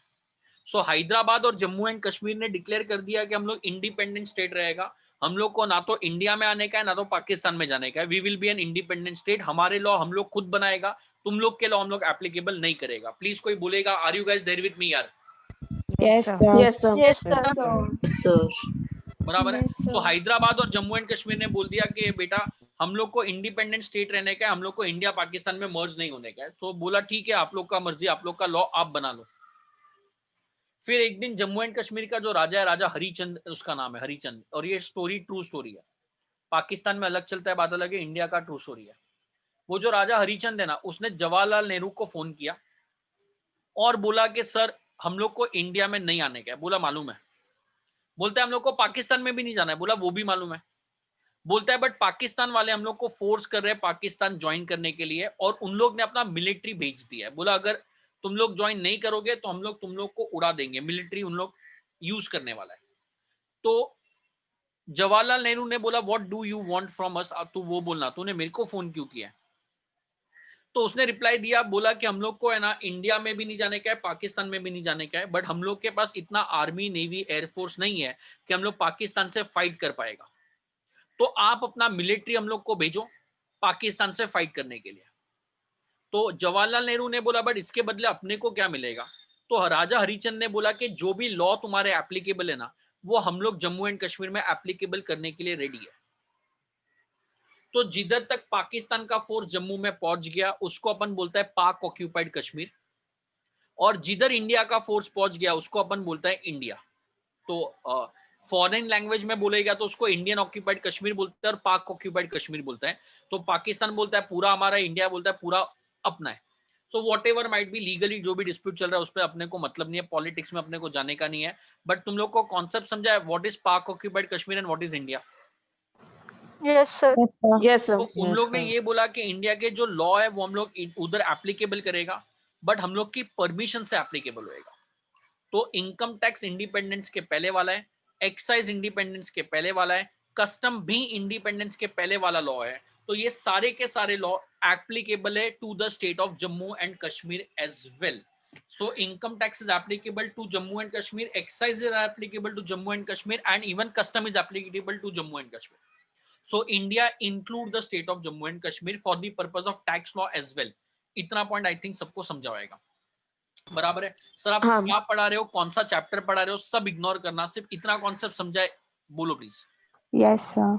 Yes, sir. Yes, sir, समझ गया। तो एक्साइज इंडिया का गुड्स एक्सपेंसिव बनाने के लिए मैन्युफैक्चरिंग पे था, कस्टम फॉरेन का गुड्स बनाने के लिए महंगा बनाने के लिए इंपोर्ट एक्सपोर्ट पे आता है। इनकम टैक्स ब्रिटिश गवर्नमेंट को लॉस हुआ था तो पैसा लेने के लिए डायरेक्टली उन लोग ने इनकम टैक्स लोगों के इनकम पे चार्ज करना चालू किया, और ये जो टैक्स लॉ इंडिया पे एप्लीकेबल होता है। व्हाट इज इंडिया मैंने तुम लोग को बता दिया, और India include the state of Jammu and Kashmir वो मैंने तुम लोग को बता दिया। बट सर हम लोग ने तो ऐसा भी पढ़ा हुआ है कॉन्ट्रैक्ट एक्ट के अंदर India exclude Jammu and Kashmir, sir वो क्या है? तो प्लीज सुनना। अब ये अपन थोड़ा ऊपर आ जाएंगे, आज अपन कौन से ईयर में बैठा हुआ है? 19, जल्दी बोलो, 1990 में अपन चल रहा है। कौन से ईयर में चल रहा है? 1990। वो बहुत पॉपुलर था, मालूम है? अटल बिहारी वाजपेयी का स्पीच था, अभी बहुत बीच में तो बहुत पॉपुलर हो गया था, पार्लियामेंट में उसने स्पीच दिया था, पार्टी आएगी पार्टियां जाएगी, देश चलना चाहिए, वो सुना था क्या किसी ने? हाँ सर। हाँ, नहीं सर। तुम लोग का बैच नहीं भी नहीं बोलता है, हाँ भी नहीं बोलता, बराबर है? उसका स्पीच बहुत फेमस है, जाके देखना यूट्यूब पे मिल जाएगा तुम लोग को। 1990s में ना इंडिया का स्टॉक मार्केट क्रैश हो गया था। अच्छा ये तो सबको मालूम होगा, स्कैम 1992 अर्शद में था। Yes, sir. Yes, sir. हाँ, सो इंडिया का 1990s में स्टॉक मार्केट, ये सीरीज आने से ना मेरा काम बहुत इजी हो गया, नहीं तो पहले किसी को समझता ही नहीं था क्या होता है। सो किसी ने स्कैम सीरीज नहीं देखा है तो देख लेना, बराबर ये कॉन्सेप्ट समझ जाएगा। सो इंडिया में what ever it might be, इतना तो समझता है स्टॉक मार्केट नीचे जा रहा है मतलब बहुत बेकार हो गया है इंडिया के लिए। बराबर। इंडिया का स्टॉक मार्केट नीचे नहीं, इंडिया का स्टॉक मार्केट ही क्रैश हो गया था, बराबर है? इंडिया का स्टॉक मार्केट क्रैश हो गया, लोगों का पैसे डूब गया, कंपनीज का पैसा डूब गया, इंडिया में अनएम्प्लॉयमेंट रेट एकदम ऊपर चला गया। अनएम्प्लॉयमेंट रेट एकदम ऊपर चला गया, बराबर है, लोगों के पास जॉब नहीं है, तो स्टॉक मार्केट क्रैश हो गया है, अनएम्प्लॉयमेंट रेट एकदम इंडिया में ऊपर चला गया। और ये सब तो छोड़ो, ये तो बाजू में रखो, ये तो इंडिया का इंटरनल प्रॉब्लम है। इंडिया का जो फॉरेक्स रिजर्व है वो एकदम नीचे चला गया है। मतलब इंडिया के पास डॉलर्स तो है, बट सिर्फ इतना डॉलर है कि 2 हफ्ते का पेमेंट हो सकता है। अच्छा, क्या इंडिया और पाकिस्तान के बीच में इंपोर्ट एक्सपोर्ट होता है? जल्दी बोलो यार। No sir. हाँ सर। अरे होता है, नहीं होएगा तो इंडिया को बहुत सारा सामान नहीं मिलेगा, पाकिस्तान को बहुत सारा सामान नहीं मिलेगा, तो ट्रांजैक्शन तो दोनों के बीच में होता ही है। इंडिया और Pakistan, India Australia, India China, India Bangladesh, किसी के साथ भी इंपोर्ट एक्सपोर्ट होएगा ना, तो जो पेमेंट करना रहता है वो पेमेंट अपने को यूएस डॉलर में ही करना पड़ता है। रुपीज में या पाकिस्तान की करेंसी में पेमेंट कभी नहीं होता है, it is in US dollars. तो अपन ने अगर सामान लिया और अगर अपने पास यूएस डॉलर है ही नहीं, आई रिपीट, अपने पास अगर यूएस डॉलर है ही नहीं, तो अपन वो पेमेंट का रिकवरी नहीं कर पाएगा। M I right? राइट। हाँ, तो अब इंडिया के पास है ना फॉरेक्स नहीं है, और फॉरेक्स सिर्फ इतना बचा हुआ है कि 2 हफ्ते के बाद इंडिया बैंक करप्ट हो जाएगा। तो जितनी भी वर्ल्ड में कंट्रीज है ना, सब लोग को ये सिचुएशन मालूम है, और सब लोग ने ये सोचा कि इंडिया को आगे गुड सप्लाई करके मतलब ही नहीं है, बिकॉज पहले का पेमेंट इंडिया ने अब तक नहीं दिया। So India is on the verge of bankruptcy, बराबर है। स्टॉक मार्केट क्रैश हो गया है, लोगों के पास जॉब नहीं है, फॉरेक्स रिजर्व अपने पास नहीं है, कोई अपने को माल नहीं दे रहा है, इंडिया बैंकरप्ट होने वाला है। तो ये जो गवर्नमेंट है, इसको गवर्नमेंट को चेंज कर दिया और नया गवर्नमेंट अपॉइंट हो गया पीवी नरसिम्हा राव का। रिपीट कर देंगे, कौन सा, किसका गवर्नमेंट आ गया? पीवी नरसिम्हा राव। इन्होंने डॉक्टर मनमोहन सिंह को अपॉइंट किया एज अ फाइनेंस मिनिस्टर।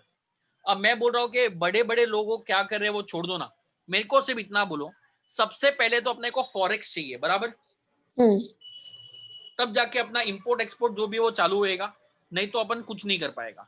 अब कोई तो एक जन बोलो, अपने को अगर इमीडिएट बेसिस पे फॉरेक्स चाहिए तो क्या करे, फॉरेक्स किधर से लाए, जल्दी बोलो, एकदम सर लोन लेके। बेसिक। Sorry, loan. बैंक से लोन लेंगे। लोन लेके। लोन किससे लेंगे? World bank. World bank. World bank. तो इंडियन गवर्नमेंट ने वही डिसाइड किया कि यार अभी इंडिया में फॉरेक्स लाने के लिए इंडिया को एक्सपोर्ट करना पड़ेगा, but India export oriented country नहीं है। इंडिया में आज भी मोबाइल जैसा बेसिक टेक्नोलॉजी इंडिया में नहीं है। इंडिया चाइना वो सबसे इंपोर्ट ही करता है। सो इंडिया एक्सपोर्टिंग कंट्री नहीं है, तो एक्सपोर्ट से तो फॉरेक्स मिलने नहीं वाला है। तो एक ही रास्ता बचा, इमीडिएट बेसिस पे इंटरनेशनल मॉनेटरी फंड से लोन लो। रिपीट कर देंगे, क्या बोला? International monetary fund. International monetary fund. तो इन लोग ऐसे किसी को भी लोन दे देगा क्या? नहीं। तो इन लोग इंडिया को लोन क्यों देगा? क्योंकि हम मेंबर हैं। ओके, तो ऐसे तो मेंबर है तो लोन लेते रहो, अपने को कभी पैसे का कमी नहीं आएगा।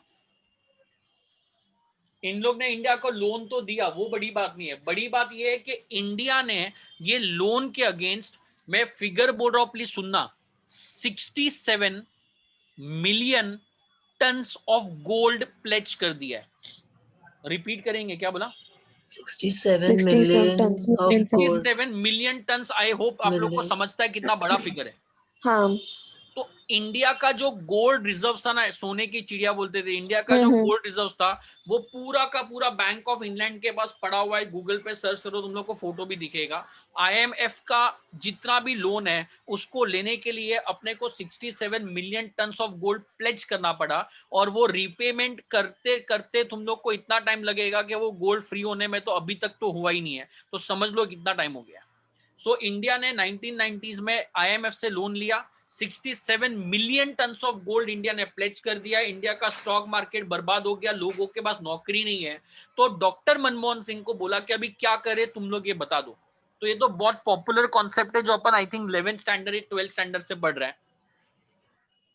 मेरे को प्लीज बोलो, इंडिया का हालत ऐसा है, स्टॉक मार्केट एकदम डूब गया है, लोगों के पास जॉब नहीं है, इंडिया ने बैंक से लोन लिया है, इंडिया का गोल्ड रिजर्व प्लेज हो चुका है। उसके बीच में इंडिया एक अनाउंसमेंट करता है कि फॉरेन कंपनीज इंडिया में आके बिजनेस सेटअप कर सकता है।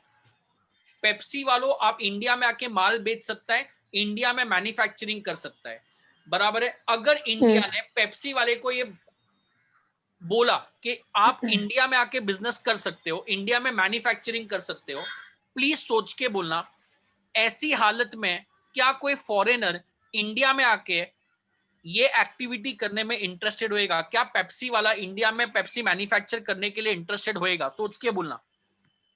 No, sir. No. कोई तो बोलो, दो Yes. जन ने। Yes sir. Why yes? Sir क्योंकि अनएम्प्लॉयमेंट है ना, तो वेजेस कम देने पड़ेंगे। ओके, करण बोल रहा है अनएम्प्लॉयमेंट है तो वेजेस सर कम। पॉपुलेशन, सॉरी, तो सर पॉपुलेशन भी है ना ज्यादा, तो ओके फाइन। मैं बोल रहा हूँ पेप्सी वाला बोलता है कि यार ये तो गोल्डन अपॉर्चुनिटी है, इंडिया का पॉपुलेशन बेस इतना ज्यादा है और हम लोग का जो प्रोडक्ट है पेप्सी एंड कोक, जो पेप्सी और कोक अलग अलग कंपनी है, इन लोग बोलता है कि जो हम लोग प्रोडक्ट बनाता है वैसा प्रोडक्ट तो इंडिया में मिलता ही नहीं है। तो अगर इंडिया के इतने बड़े पॉपुलेशन में 10% पॉपुलेशन भी अगर हम लोग का प्रोडक्ट यूज करने लग जाए ना, तो यूएसए से ज्यादा रेवेन्यू इंडिया से जनरेट होना चालू हो जाएगा। Am I right? Yes, sir. Yes, sir. Right. तो Yes, जैसे sir. इंडियन गवर्नमेंट ने बोला कि फॉरेनर तुम लोग आके इंडिया में बिजनेस सेटअप करता है, तो ये जो बड़ी बड़ी कंज्यूमर बेस्ड कंपनी है, पेप्सी हो गया एंड सो ऑन, कोक हो गया, इन लोग पागल की तरह बोलते हैं हम लोग आज के आज इंडिया में आएगा। कंडीशन बोलो, बोलता है कंडीशन ये है कि जो इन्वेस्टमेंट होएगा वो फॉरेक्स में करना चाहिए, गवर्नमेंट 51% पार्टनर बनेगा। तो जैसे ही उन लोग ने बोला गवर्नमेंट 51% पार्टनर बनेगा, पेप्सी और कोक बोलते हैं पागल है क्या, रिसर्च हमारा, प्रोडक्ट हमारा, फॉर्मूला हमारा, मैन्युफैक्चर हम करेगा, बेचेगा हम, तो हम लोग तुम लोग को 50% प्रॉफिट क्यों दे? हम लोग नहीं देने वाला है, जो करने का है कर लो। तो इंडिया को इतना फॉरेक्स का जरूरत था कि इंडिया ने बोला कोई बात नहीं, तुम लोग 100% कंपनी खुद चला सकता है। मतलब इंडिया ने कॉन्सेप्ट इंट्रोड्यूस किया, याद होएगा तो, प्राइवेटाइजेशन। है मैं राइट?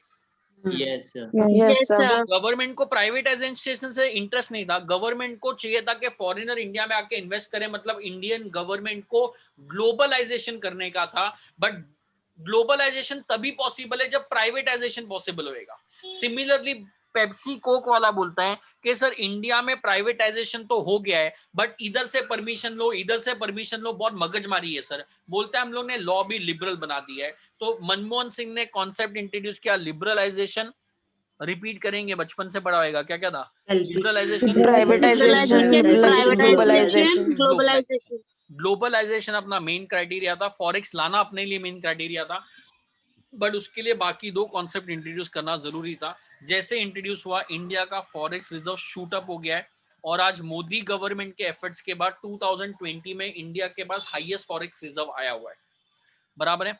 अब मेरे को बोलो, पेप्सी और कोक अगर इंडिया में आएगा तो मशीन अपने साथ लेके आएगा, फॉर्मूला अपने साथ लेके आएगा, क्या लेबर भी लेके आएगा या लेबर इंडिया से लेगा? Labor India India से से. लेगा। तो लोगों के इंडिया पास से जॉब आ लेगा। गया, तो जॉब आ Yes. गया तो अनएम्प्लॉयमेंट रेट नीचे हम्म। चला गया, तो फॉरेक्स जो नीचे था वो ऊपर चला गया, अनएम्प्लॉयमेंट रेट जो ऊपर था नीचे चला गया। अगर कोई भी कंट्री में, forget about India, any country, कोई भी कंट्री में अगर फॉरेनर आके इन्वेस्टमेंट कर रहा है, मतलब स्टॉक मार्केट डेफिनेटली ऊपर जाने ही वाला है। तो इंडिया का स्टॉक मार्केट भी वापस से ऊपर चला गया। और ये जो बजट है इसको अपन बोलते हैं 1994 का बजट, जो कांग्रेस गवर्नमेंट ने मनमोहन सिंह में प्रेजेंट किया था, और वो अब तक का इंडिया का बेस्ट बजट बोलते हैं। There is no budget better than 1994 का बजट टिल डेट। अब वो निर्मला सीतारमन बोल रही है हम लोग 100 साल के इसमें बेस्ट बजट लाएगी, अब वो 1 फेब को मालूम पड़ेगा, but presently 1994 still stands to be the best. Is that point clear? Yes, sir. Yes, sir. Okay sir. तो सर ये बजट क्यों पढ़ा रहे हो सर आप? मैं इसके लिए पढ़ा रहा हूँ कि प्राइवेटाइजेशन के बाद इंडियन गवर्नमेंट के पास हैंडफुल ऑफ कंपनी बच गया है। मेन तो रेलवे है एक सबसे बड़ा कंपनी, इलेक्ट्रिसिटी था वो टाइम पे, आज तो उसमें भी प्राइवेटाइजेशन थोड़े बहुत आ गए, और एक मिलिट्री डिफेंस सेक्टर था। ना तो रेलवे में प्रॉफिट होता है, ना तो इलेक्ट्रिसिटी में प्रॉफिट होता है, ना तो डिफेंस में प्रॉफिट होता है। तो इंडियन गवर्नमेंट बोलता है प्राइवेटाइजेशन के बाद हम लोग का जो प्रॉफिट था वो तो सीधा चला गया, तो अब गवर्नमेंट के पास रेवेन्यू किधर से आएगा? M I right? यस और नो? Yes. Yes, sir. तो मनमोहन सिंह ने सेम बजट में 1994 में बोला कि हम लोग इंडिया में एक नया टैक्स इंट्रोड्यूस कर रहे हैं। सर कौन सा टैक्स इंट्रोड्यूस कर रहे हैं? बोला कि हम लोग नया जो टैक्स इंट्रोड्यूस कर रहे हैं उसका नाम किसी को पता है तो बोलना क्या होगा? GST. नो, नहीं। Service No. Tax. It is called GST तो अब भी हाँ वो ठीक है। तो इंडिया में जो नया टैक्स इंट्रोड्यूस हुआ that is called as service tax. तो इंडिया में सर्विस टैक्स इंट्रोड्यूस हुआ था इन द ईयर, कोई लास्ट टाइम रिपीट कर देगा कौन सा ईयर बोला है मैंने? 1994 1994. बराबर है। So this is tax on services, और ये टैक्स अगेन वही पर्पस के लिए इंट्रोड्यूस हुआ था, गवर्नमेंट को रेवेन्यू चाहिए था। जैसे ब्रिटिश गवर्नमेंट को रेवेन्यू चाहिए था तो उन लोगों ने इनकम टैक्स इंट्रोड्यूस किया, वैसे इंडियन गवर्नमेंट को रेवेन्यू चाहिए था तो इंडियन गवर्नमेंट मनमोहन सिंह ने बोला कि इंडिया में 3 सेगमेंट है। वो मालूम है बचपन में पढ़ा था, प्राइमरी, टर्शियरी एंड वो secondary. Secondary Yes.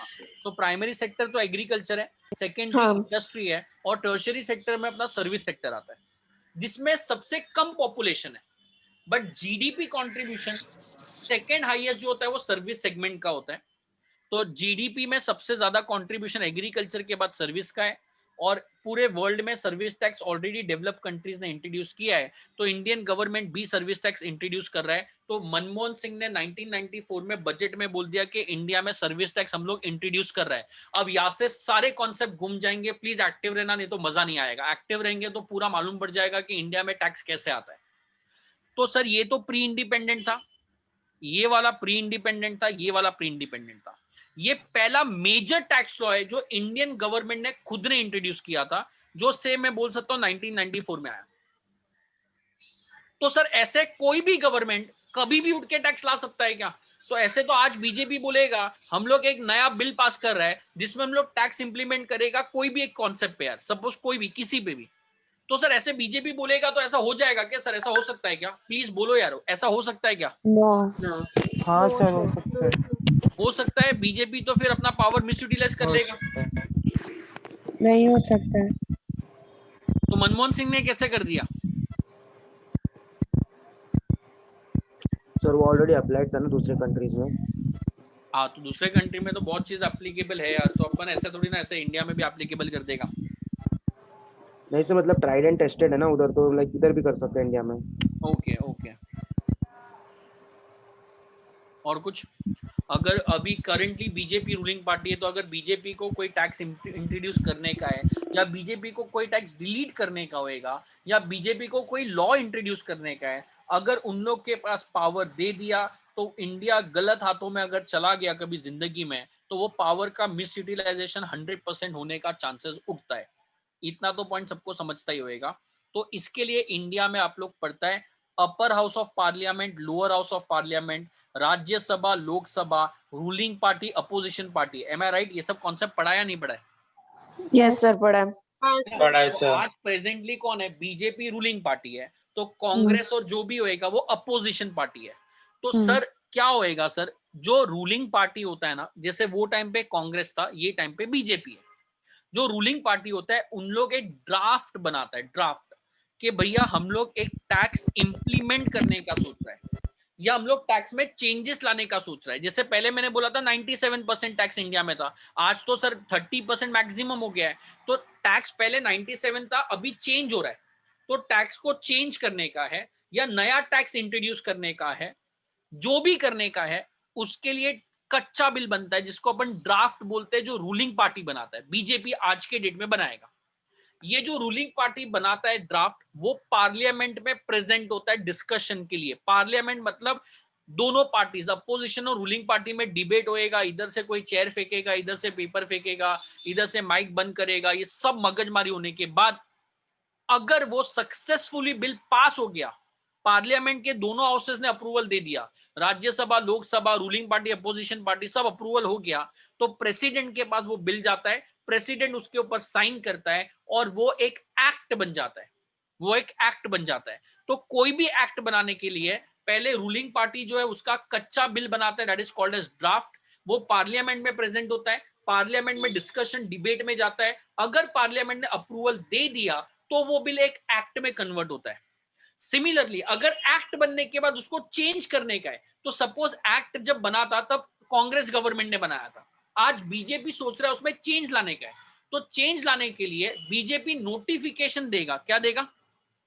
Notification notification देगा, नोटिफिकेशन वापस से पार्लियामेंट में जाएगा, पार्लियामेंट में जाने के बाद वापस से डिबेट होएगा, अगर अप्रूवल मिल गया तो वो नोटिफिकेशन से लॉ अमेंड हो जाएगा। तो लॉ बनाने के लिए ड्राफ्ट बनता है, अप्रूवल मिलता है, फिर लॉ बनता है। लॉ में चेंज लाने के लिए नोटिफिकेशन आता है, पार्लियामेंट में अप्रूवल के लिए जाएगा, अप्रूवल हो गया तो एक्ट में चेंज होएगा।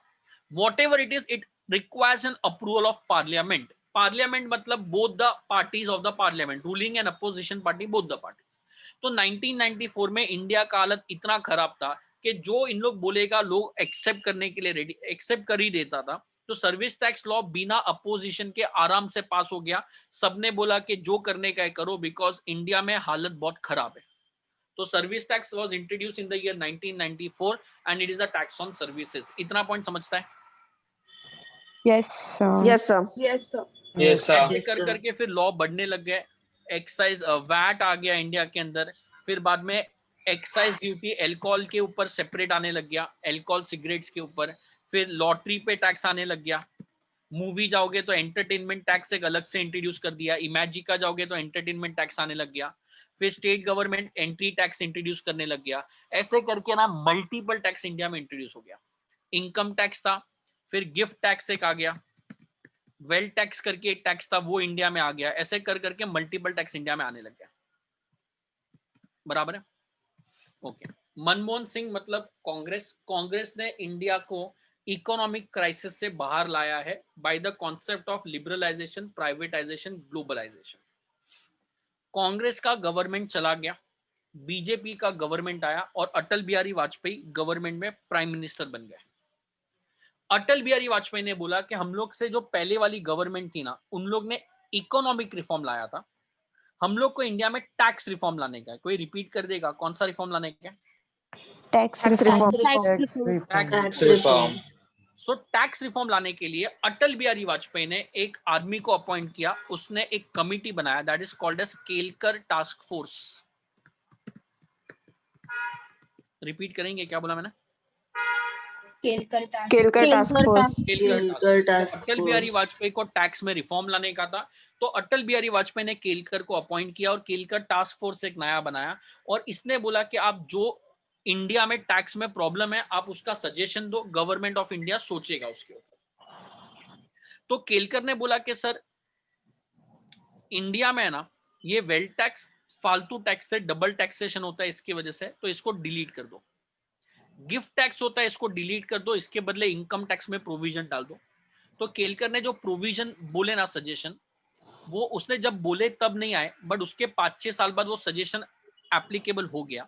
मतलब इंडिया से गिफ्ट टैक्स अबॉलिश हो गया, वेल्थ टैक्स अबॉलिश हो गया और उसके बदले इंडिया में इनकम टैक्स के अंदर ही गिफ्ट के प्रोविजंस आ गए, वेल्थ टैक्स में सरचार्ज वो सब आ गया। फॉरगेट अबाउट दैट, वो डीटी में तुम लोग पढ़ोगे। बट केलकर ने जो सजेशन दिया वो इंडियन गवर्नमेंट ने सेम ईयर में नहीं बट फ्यूचर ईयर में तो फॉलो किया। बीजेपी ने नहीं बट कांग्रेस ने किसी ना किसी ने तो फॉलो किया। इतना पॉइंट समझता है? Yes, sir. तो केलकर क्या बोलते हैं, सर सबसे बड़ा प्रॉब्लम मैं आपको बताता हूँ क्या हो रहा है। मारुति वाला जो है ना वो कार मैन्युफैक्चर करता है, तो कार जब वो मैन्युफैक्चर करता है तो वो एक्साइज ड्यूटी भरता है। फिर सर कार वो है ना मैन्युफैक्चर करने के लिए पार्ट इंपोर्ट करता है, मशीन इंपोर्ट करता है, तो सर उसके ऊपर वो कस्टम ड्यूटी भी भरता है। तो पहले कस्टम ड्यूटी भरा बेचारे ने, फिर बाद में मैन्युफैक्चरिंग के बाद एक्साइज ड्यूटी भरा।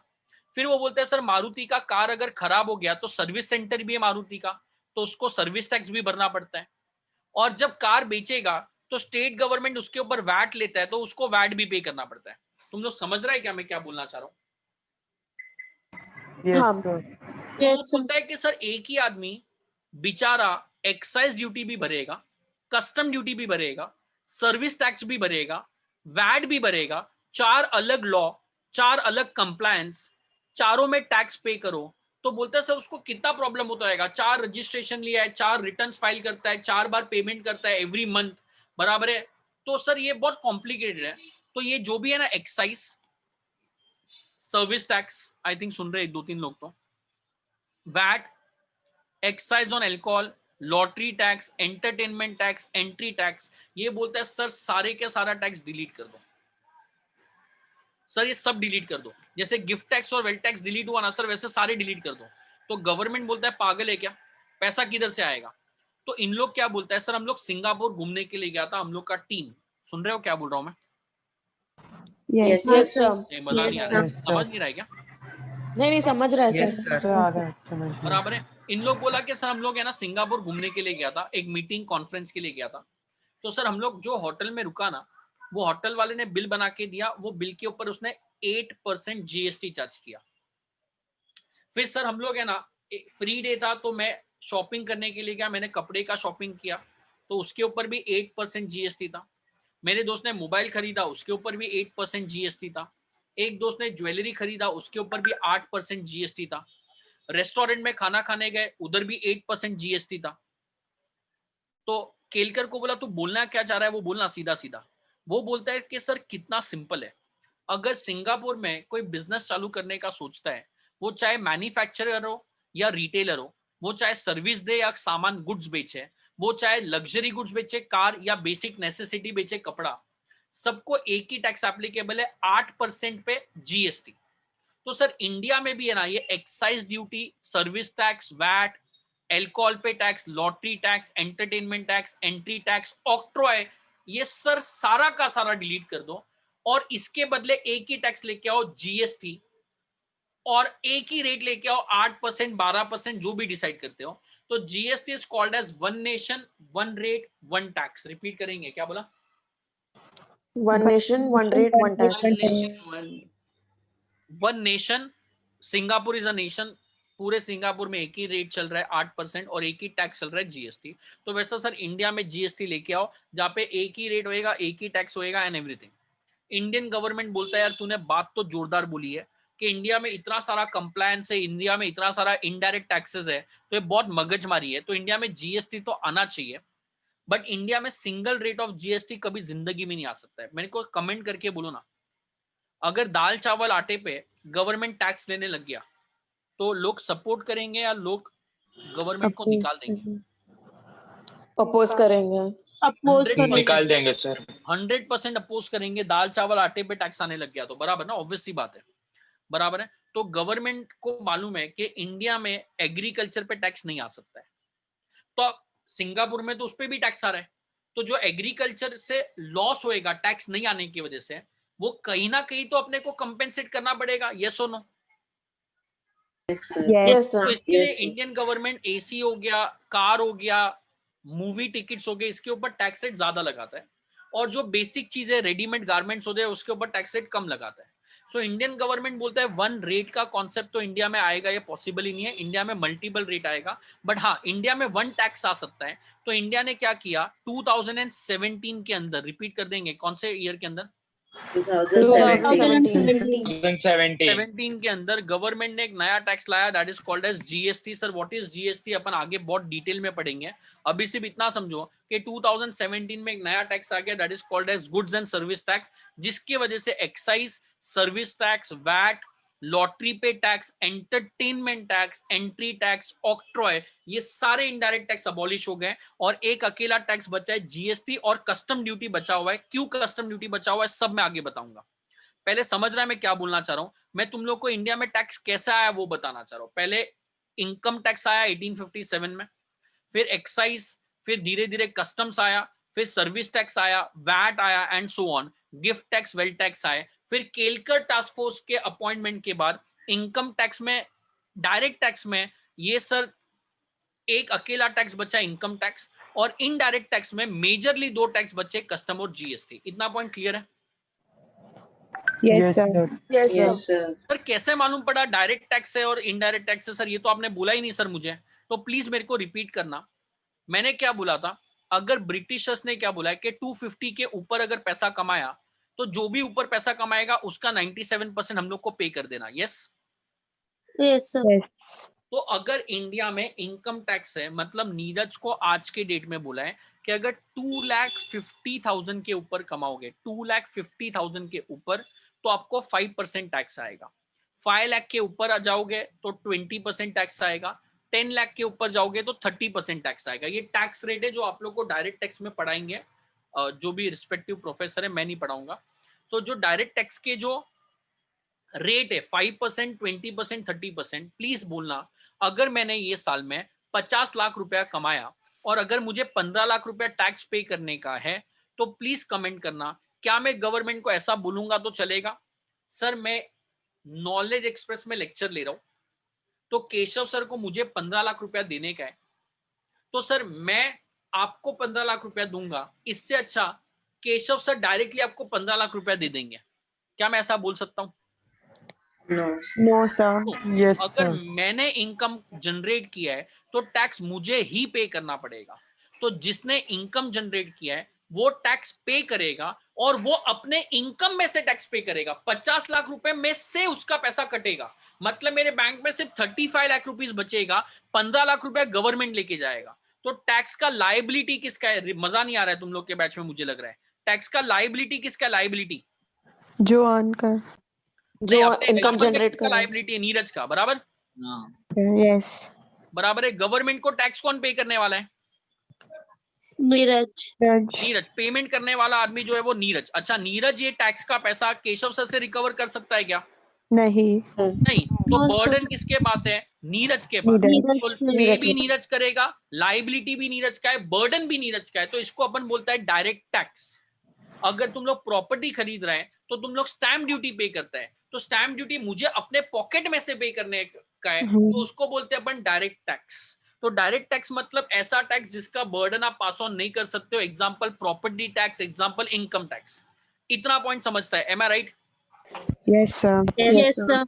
अच्छा मेरे को सिर्फ बोल दो यार, अगर मैं रेस्टोरेंट में खाना खाने के लिए गया, रेस्टोरेंट वाले ने बिल बना के दिया, बोला सर 1000 रुपए का खाना है और उसके ऊपर 50 रुपए का जीएसटी है, टोटल बिल 1050 रुपए का है, तो तुम लोग रेस्टोरेंट वाले को क्या बोलता है कि 1000 रुपया मैं तुझे दे देता हूँ और 50 रुपया जीएसटी में गवर्नमेंट को दे दूंगा? ऐसा तुम लोग बोल के आता है या ऐसा बोलता है पूरा 1050 तेरा? 1050 ऑब्वियसली तुम लोग क्या करेगा, रेस्टोरेंट वाले को पूरा 1050 रुपया दे देगा। 1050 रुपए में से रेस्टोरेंट वाला गवर्नमेंट को बोलेगा कि सर मेरे को कस्टमर ने 1050 रुपया दिया है, जिसमें से 50 रुपया आपका है, तो मैं आपको पेमेंट कर रहा हूं। तो जीएसटी का पेमेंट किसने किया? नीरज ने या रेस्टोरेंट वाले ने? रेस्टोरेंट वाले ने। प्लीज बोलना, नीरज रेस्टोरेंट वाले ने, सॉरी, 1000 रुपए में से पेमेंट किया या एडिशनल 50 रुपया लिया? एडिशनल 50 तो मैं ऐसा बोल सकता हूँ अल्टीमेटली नीरज के पॉकेट से वो टैक्स रेस्टोरेंट वाले ने लिया। यस और नो? Yes. Yes sir. तो बर्डन ऑफ टैक्स किसके पास है? नीरज के नीरज के पास। टैक्स पेमेंट कौन कर रहा है? रेस्टोरेंट। बराबर है। तो पे करने का लायबिलिटी रेस्टोरेंट के पास है, बट बर्डन ऑफ टैक्स उसने नीरज के ऊपर ट्रांसफर कर दिया। तो अगर आप टैक्स का बर्डन शिफ्ट कर सकता है, so that is called as indirect tax. बराबर है। तो गवर्नमेंट ने नीरज से रेस्टोरेंट वाले के थ्रू टैक्स लिया है, डायरेक्टली टैक्स नहीं लिया है, इनडायरेक्टली टैक्स लिया है, so that is called as indirect tax. बराबर है? यस यस और नो यार? यस सर, बराबर है। तो yes sir, under direct taxation payment of tax जो कर रहा है वो नीरज कर रहा है, और जो बर्डन है वो भी नीरज के पास है। Under indirect taxation payment of tax restaurant वाला कर रहा है, बट जो बर्डन ऑफ टैक्स है वो नीरज के ऊपर से बेयर हो रहा है। So indirect tax and direct tax में in direct tax burden can not be shifted, in indirect tax burden can be shifted. इतना पॉइंट क्लियर है या नहीं? Yes sir, yes sir, sir. बराबर है। तो sir direct tax indirect tax sir वो introduce होता है जब रूलिंग पार्टी ड्राफ्ट लाता है, फिर पार्लियामेंट में प्रेजेंट होता है। सर ये सब तो समझा सर, बट मेरे को इतना बोल दो ना, कोई भी चीज इंडिया में लाने का है, कोई भी चीज, तो पावर होना चाहिए कॉन्स्टिट्यूशन ऑफ इंडिया से। यस और नो? तो कॉन्स्टिट्यूशन ऑफ इंडिया में जो चीज लिखी है ना, रूलिंग पार्टी वही चीज ला सकता है और उसके अलावा कुछ नहीं ला सकता है। कॉन्स्टिट्यूशन ऑफ इंडिया ने अलग अलग मिनिस्टर्स को अपॉइंट किया है। मेरे को सिर्फ इतना बोल दो कि कौन सा मिनिस्टर टैक्सेशन का डिपार्टमेंट दिखता होगा? Ministry of education, ministry of finance, ministry of infrastructure. कौन सा मिनिस्टर टैक्स के बारे में सोचेगा? Ministry of finance. बराबर है। प्रेजेंटली मिनिस्ट्री ऑफ फाइनेंस किसके पास है? निर्मला निर्मला निर्मला सीतारमण। सीतारमण। ओके बराबर है। अच्छा, मिनिस्ट्री फाइनेंस के अंदर 6 डिपार्टमेंट आता है। हाँ 3 सबसे बड़े डिपार्टमेंट है, रेवेन्यू, एक्सपेंडिचर, डिसइन्वेस्टमेंट और सर्विसेज। ये 4 मेन डिपार्टमेंट है, रेवेन्यू, एक्सपेंडिचर, सर्विसेज और डिसइन्वेस्टमेंट। टैक्स मतलब डिपार्टमेंट कौन से में जाएगा, रेवेन्यू में या एक्सपेंडिचर में? रेवेन्यू। बराबर है। Revenue. So ministry of finance के अंदर डिपार्टमेंट ऑफ रेवेन्यू में टैक्सेशन जाता है, और डिपार्टमेंट ऑफ रेवेन्यू में सबसे बड़ा सोर्स ऑफ रेवेन्यू गवर्नमेंट के लिए टैक्सेशन ही है, बिकॉज बाकी जो सोर्स ऑफ रेवेन्यू था कंपनी से वो तो डिलीट हो गया है प्राइवेटाइजेशन के बाद। तो सर टैक्सेशन कौन सा मिनिस्टर हैंडल करता है? लास्ट टाइम बोलेंगे ministry of finance. Ministry of finance के अंदर कौन सा डिपार्टमेंट टैक्सेशन दिखता है? रेवेन्यू। Department of revenue. ऐसे थके हुए आंसर दे रहा है, 2 जन आंसर दे रहा है। मिनिस्ट्री ऑफ फाइनेंस के अंदर कौन सा डिपार्टमेंट है यार? Department of revenue. Revenue. Revenue के अंदर गवर्नमेंट के लिए सबसे बड़ा सोर्स ऑफ रेवेन्यू क्या है? टैक्सेशन। टैक्सेशन। डिपार्टमेंट ऑफ क्या रहेगा? टैक्सेशन। बराबर है। आई थिंक इतना तो समझे अभी तक। इंडिया में 2 टाइप के टैक्स है, कौन से बोलेंगे? Direct direct and indirect. Indirect indirect tax. Indirect tax में बर्डन कैन बी शिफ्टेड या can not be shifted? Can be be shifted. Indirect tax में burden of tax can be shifted. Direct tax में burden of tax can be shifted और can not be shifted? Can not be shifted. Obvious सी बात है, cannot be shifted. तो India में 2 type का tax है, one is direct tax and one is indirect tax. Direct tax में burden shift हो सकता है, इनडायरेक्ट टैक्स में शिफ्ट नहीं हो सकता है। सो प्लीज नोटबुक में हेडिंग देना, नोटबुक में हेडिंग देना। ये कोई चैप्टर नहीं है, सिर्फ बेसिक कॉन्सेप्ट में बता रहा हूँ। हेडिंग देना रेड पेन से, Roman number 1, constitutional background. Constitutional background,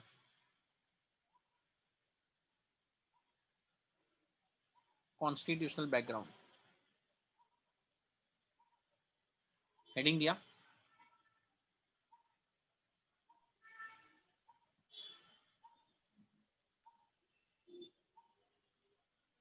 heading दिया क्या? Yes, sir. हाँ सर। फिर बाद में जो मैंने बोर्ड पे लिखा है वो कॉपी करो, सेम ऑर्डर में एरो एरो बना के कॉपी करो, और जो हाईलाइट किया प्लीज रेड पेन से लिखना।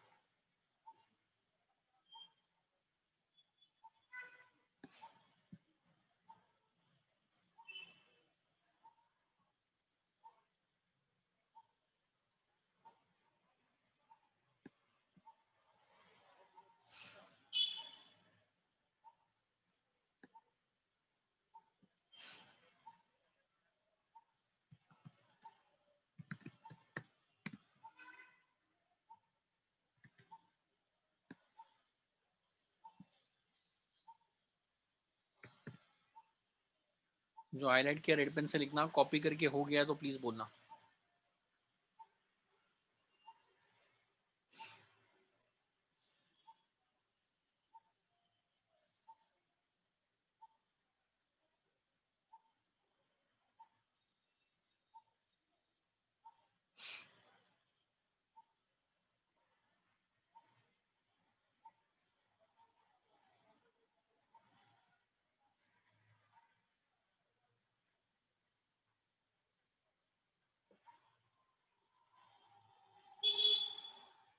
Done. Done sir. कोई कॉपी कर रहा है तो वेट बोलो, otherwise I will assume done. Done. Okay. Direct text के नीचे एरो बना के लिखना ना, जैसे इधर अपन ने एरो बनाया वैसे डायरेक्ट टेक्स्ट के नीचे एरो बना के लिखना। Burden of tax can not be shifted. Burden of tax can not be shifted.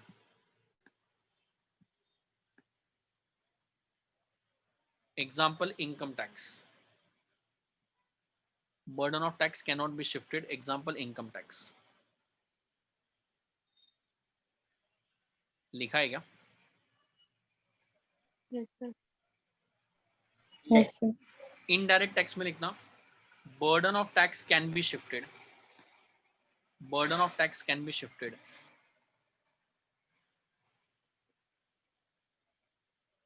Example custom duty and GST.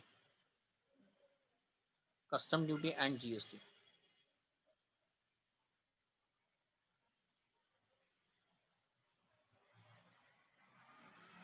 बराबर है। So that's it. That is how you introduce tax in India. में tax कैसे introduce हुआ, income tax, excise, custom, वो मैंने बताया. Service tax कैसे introduce हुआ, जीएसटी कैसे इंट्रोड्यूस हुआ, वो मैंने बताया. इंडिया में डायरेक्ट टैक्स और इनडायरेक्ट टैक्स में डिफरेंस क्या है, वो मैंने तुम लोग को समझाया. इंडिया में टैक्स कैसे इंट्रोड्यूस होता है, वो कच्चा बिल प्रेजेंट होता है, पार्लियामेंट में अप्रूवल होता है. टैक्स अमेंड कैसे होता है, वो मैंने तुम लोग को समझाया. सो नेक्स्ट क्लास में we will resume and we will start with indirect taxation, custom duty. Okay, sir. Okay, sir. Okay, sir. चलो, bye everyone, see you tomorrow, Wednesday Bye, को sir. Thank you, sir. Bye, sir. Bye, sir. Thank you, sir. Bye, sir. Bye.